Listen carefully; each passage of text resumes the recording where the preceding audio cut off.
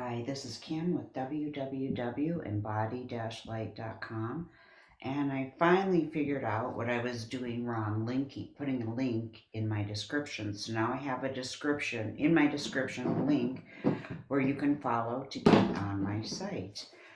And so I do hypnotherapy, psychic readings, Akashic Records work, twin flame work, inner child work, all kinds of different work, sound healing, Reiki.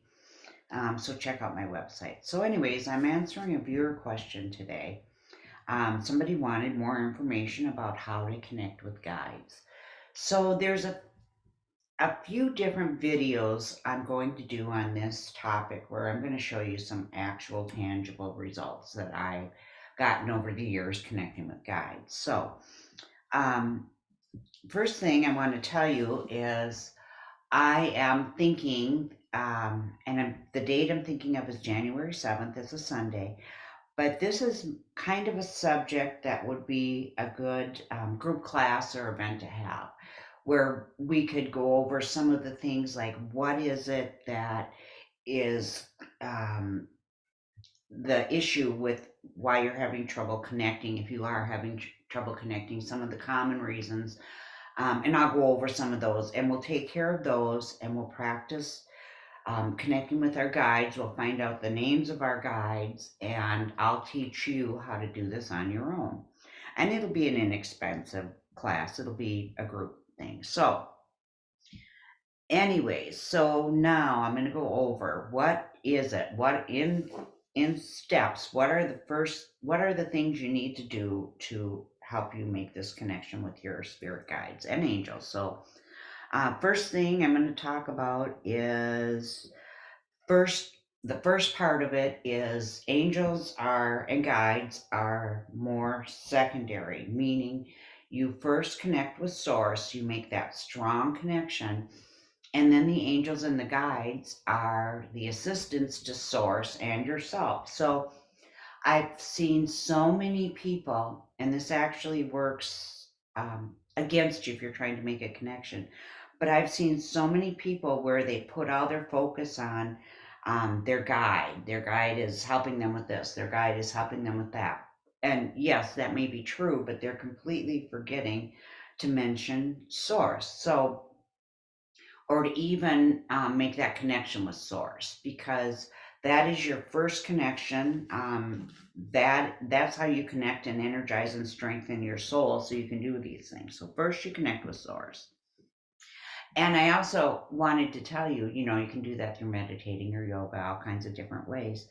But what I first wanted to tell you is about connecting with source is I've seen it happen too, where people, because you're supposed to be making this connection with your soul, your higher self, where people ignore what they've got to do for themselves and just give all the attention to the guide or the angel, try to get all their information rather than trying to get it or getting it from their own higher self and learning how to make those connections and get downloads and stuff. The guides will step back until you need to learn this, because you cannot give your power away to them no matter what, and they can't take it. Next is you've got to do your shadow work. All of those things that are unresolved are preventing you from making a connection. Um, in your inner child work, I am going to make a video about inner child work next, but that's your shadow work, your forgiveness, your inner child work, taking back your power. All of those things are necessary, because if, well, I'll just tell you, there's one person I've recently encountered and worked with that had a really difficult situation with one of her children, her daughter, to the point where she was thinking about going no contact for her own benefit. And this lady had just assumed she had everything else worked out and this was just a pain. It was very painful for her that she was just going to have to die with and deal with it when she got on the other side. But she was totally blocking herself. You can't do it that way. You have to deal with those things here and come to a place of peacefulness, which she was able to do. Next thing is we have to perceive our guides from the proper perspective of more as a friend or a mentor, someone who loves you unconditionally and guides Guides are different than angels, but do not place them on a pedestal, as I was just saying. That's a mistake. Um, they're there to help you find your own power. They can't accept your power either if you try to give it away. Your power source is source, and you ground into earth. They stand at your side to assist. And if, like I said, if you rely too heavily on them, there is a chance that you're just going to cut yourself off from communication. We can't do that. I'm looking down because I'm reading, I have a list. Next thing is ask, we got to protect ourselves first. And there's videos I've made and other people have made. One of the ways I protect myself is with prayer and with different stones, keeping my energy clean, and putting a protective bubble around myself. But we ask out loud. There's certain beings you can have a telepathic communication with if you give permission.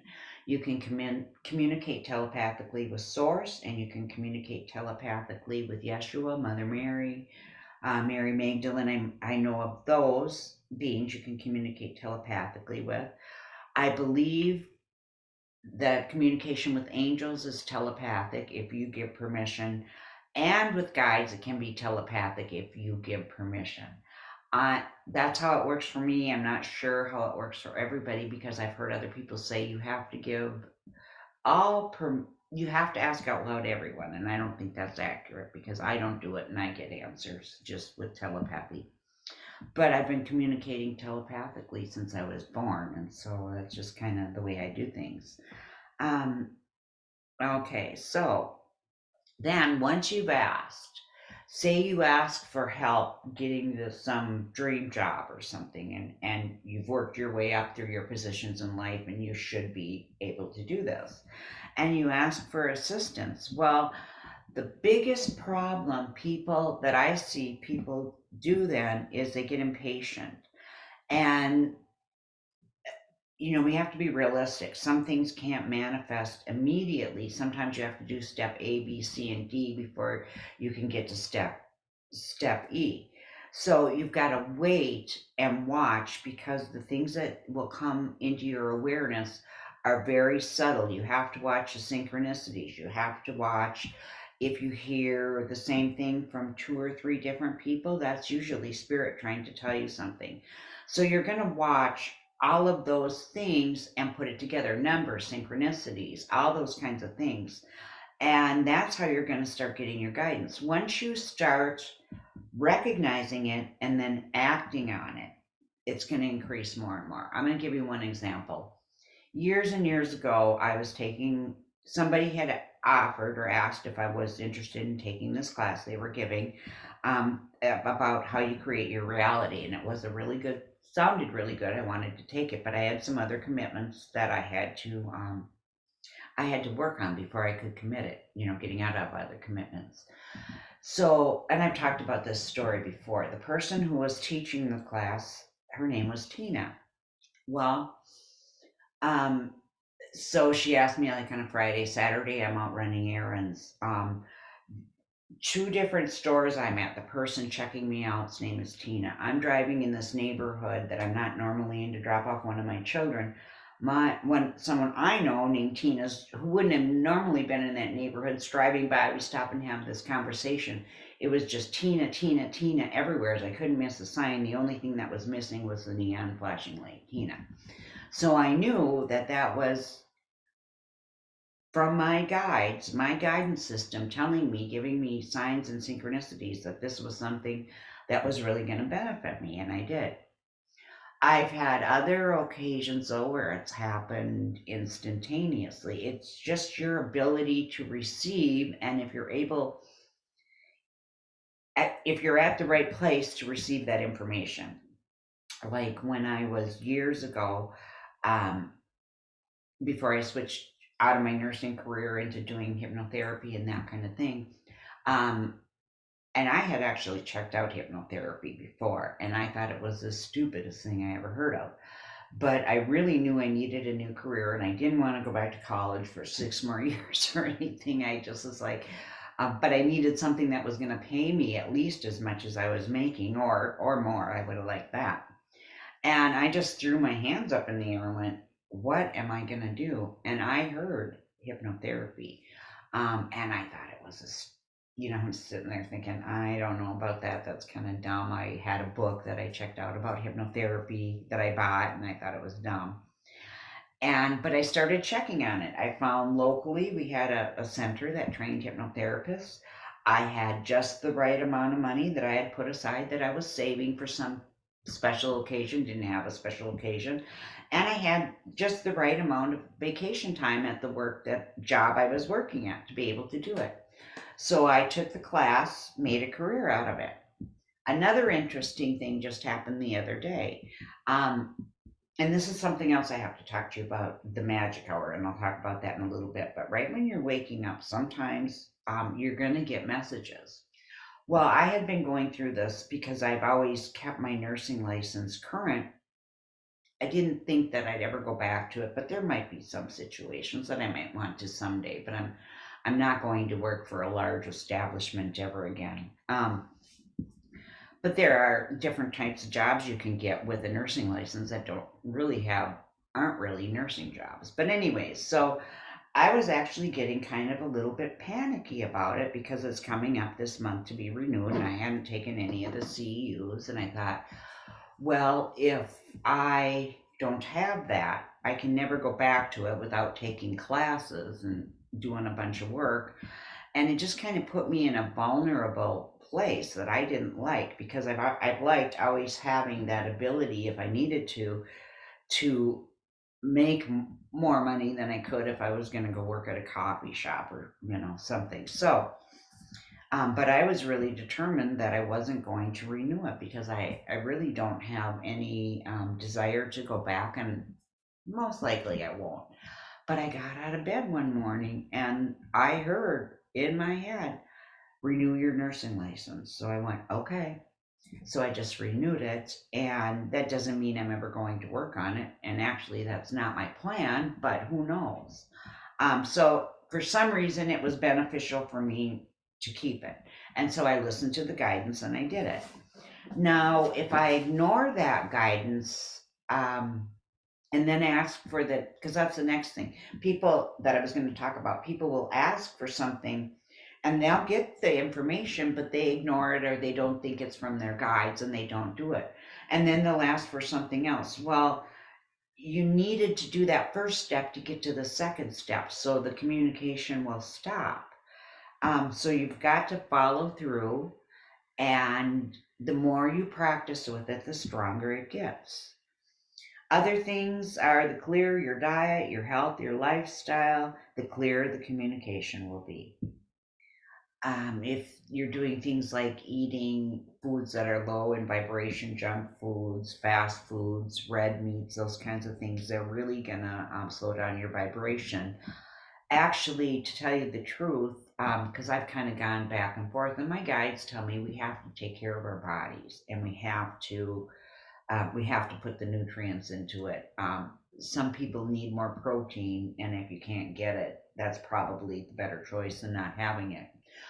But honestly, any meat at all makes the connection a little less. So if I have it, which would be very infrequently, it's only a very small amount.